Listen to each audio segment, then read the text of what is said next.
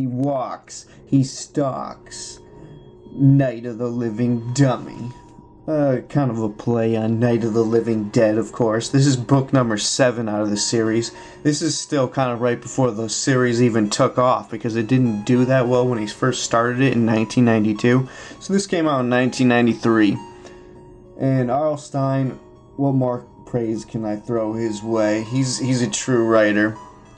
He was already immensely successful in the teen, young adult genre of horror, with thriller genre, and with the Fear Street novels, and even a few standalone books, several actually.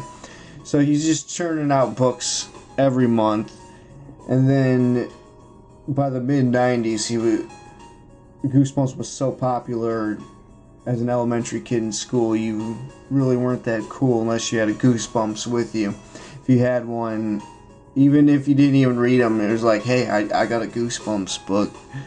So I thought I'd give the series a chance for the first time since the 90s. I still read his Fear Street books and review them on YouTube here. You can check out those.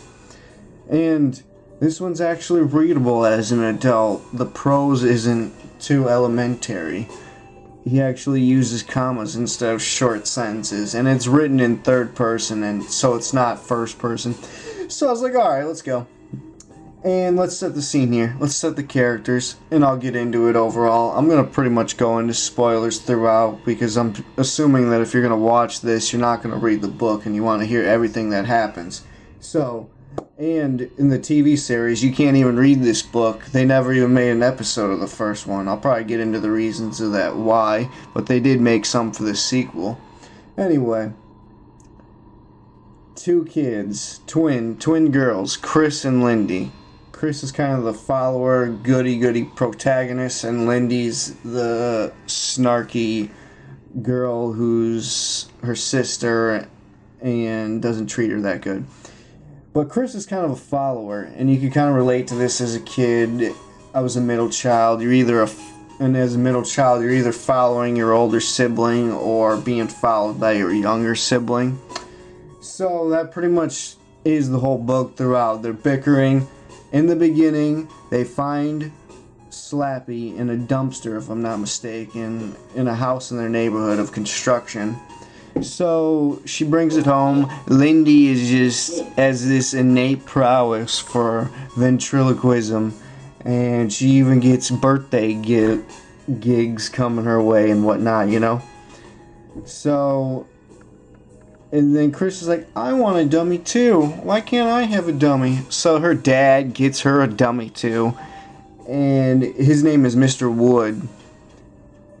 So Slappy pretty much plays the back seat to Mr. Wood in this. Mr. Wood is the one doing all the evil shenanigans and causing trouble, and in the beginning Slappy's like, don't touch me, you stupid girl. Slappy wouldn't even let Kris touch her, you know? So she had to get her own ventriloquist. And she does this party where Mr. Wood throws up green slime, and they get in trouble, and it's a bunch of stupid cliche Goosebumps situations where the parents don't believe them, and hey, you're grounded for a week, but after you clean up this mess, and then a week goes by in a paragraph, and that pretty much plays out most of the book. I mean, these books are only 120 pages for the most part, so they're easy to read within a few days, you know? And it gets towards the end, it's building up, you're like, alright, come on, reveal, and they're blaming it on the dummies. It wasn't me, it was the dummy who threw out all the food out of the refrigerator. So, gets towards the end, Mr. Wood reveals, like, hey, I am evil, and I want to make you my slave. How did he come to life, though? It doesn't really give you an origins. What happens is they have these incantations written on a piece of paper, like written in like voodoo language that they have to say, and if the words are spoken out loud, they turn evil. And that's what they do. And they're just rude and vulgar and setting them up, and that's pretty much what happens. So then they're like, we have to bury him. That's what we have to do to get rid of him. Actually, let's dismember him. Actually, let's lock him in a toy chest. So then they're like, no, we have to bury him to get rid of him. So they go to bury him, and he's running outside, and they're chasing him out in the yard. And since the house next door was under construction, they get run over by Mr. Wood gets run over by a bulldozer. They're like, phew, okay, nighty night, hot chocolate, and let's go to bed.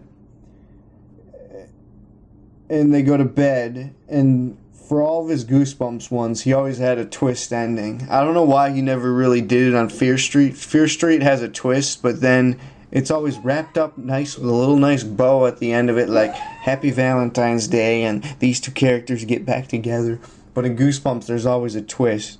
But it never really passes the morbid part of horror where it gets really violent, you know, because they're for children, obviously.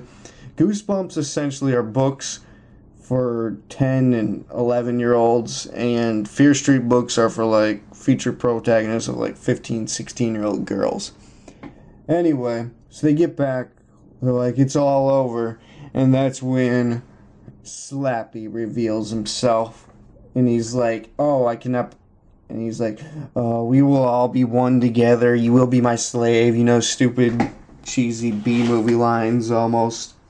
So he's not even the main villain of this, even though it's rumored that he is the main villain of the movie coming out in October 2015 this month. I guess there's reports that he lights a stack of R.L. Stine's books on fire. He does his own kind of book burning. And R.L. Stine has publicly said several times, I listened to a bunch of his interviews, where he loves the Slappy character for his vulgarity and his rudeness. And that's why I love him too, and that's why I'm definitely going to have him on my top 100 list. So you don't really get much action from Slappy as you might think. I kind of like compare it to like how Friday, even though he's like iconic, and probably the iconic villain of the franchise would be Slappy of all the Goosebumps books, all the 60 original Goosebumps books in the run. I compare it to like Jason, how he's only in the first one at the very end in a dream sequence. That's kind of like Slappy. He plays a backseat role in this one. And it's revealed that Mr. Wood is Slappy's brother. And in later books, it's revealed that Slappy's origins and Mr. Wood's origins are that they were carved from an ancient sorcerer out of wood from a casket. Which is pretty cool. A coffin. Anyway, and so when you utter that incantation, it resurrects his soul. Like I said, it's kind of intolerable with all the little childish bickering to read it as an adult, but I give the book a B overall.